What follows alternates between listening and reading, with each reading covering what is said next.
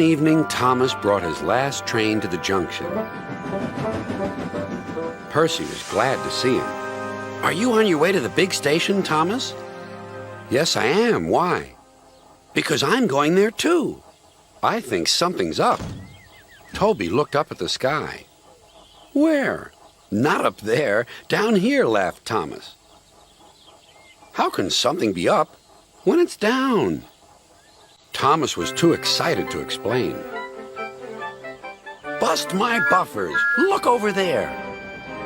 Mavis, Boko, Bill, Ben, Donald, Oliver, and Douglas paraded past. "Good evening, you three," whistled Donald. "Aren't we all a fine sight?" "Very splendid indeed," admired Toby. "Sorry we can't stop. Sir Topham Hatt wants us all together at the station." "What is this about?" asked Thomas. "Sir Topham Hatt has a plan," answered his driver. "Come on." So they followed the other engines to the big station at the end of the line.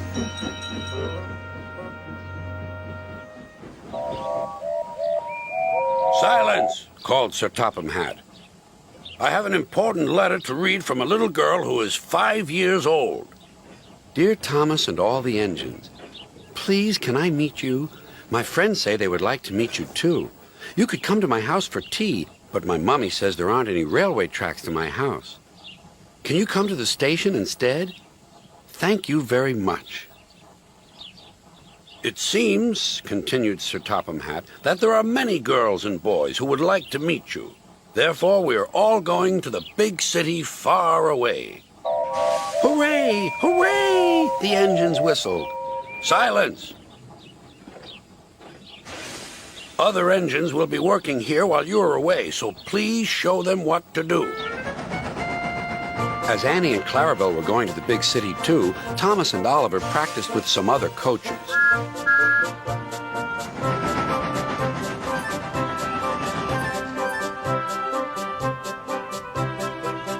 Thomas grew more and more excited. Too excited for his own good. "I'm glad I'm a splendid engine," he puffed. "Sir Topham Hatt thinks I'm really useful.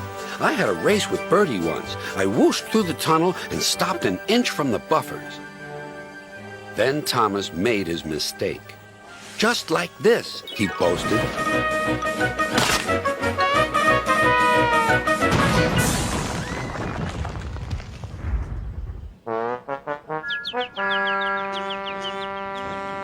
No one was hurt, but Thomas's front was badly bent. They telephoned to Sir Topham Hatt. "I'll send up the workmen," he said.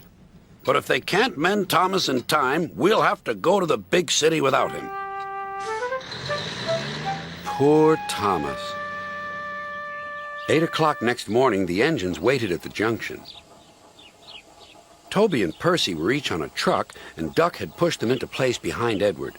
Gordon, James, and Henry were waiting to lead off. They whistled impatiently. Sir Topham Hatt looked at his watch. "I'll wait one more minute for Thomas, then we have to go."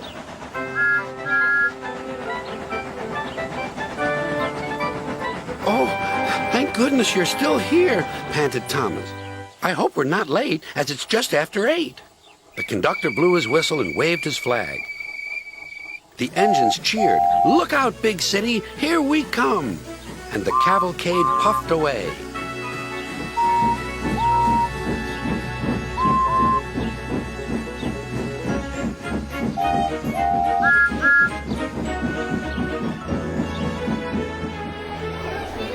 Later in the big city, all the engines were lined up in a splendid shed. The children were delighted to meet their friends.